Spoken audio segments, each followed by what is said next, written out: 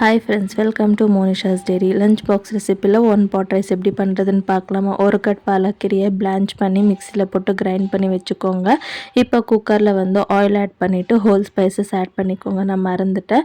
இப்போ 2 medium size வெங்காயம் போட்டு நல்லா சாட் ஆன பிறகு 3 மீடியம் சைஸ் தக்காளியும் போட்டுட்டு 1 ஸ்பூன் அளவுக்கு இஞ்சி பூண்டு பேஸ்ட், கொஞ்சமாக உப்பு அண்ட் மஞ்சள் தூள் இதெல்லாமே போட்டு தக்காளி நல்லா மசிஞ்சு வர வரைக்கும் ஃப்ரை பண்ணிவிட்டு நம்ம அரைச்சி வச்சுருக்க கீரை பேஸ்ட்டும் ஆட் பண்ணிவிட்டு கொஞ்சமாக பிரியாணி மசாலா அண்ட் கொஞ்சமாக கரம் மசாலா, காரத்துக்கு தகுந்த மாதிரி சில்லி பவுடர், 1 ஸ்பூன் அளவுக்கு தனியா பவுடர் எல்லாமே போட்டு மிக்ஸ் பண்ணிவிட்டு வெஜிடபிள்ஸ் வந்து உங்கள் ஆப்ஷனல் தான்.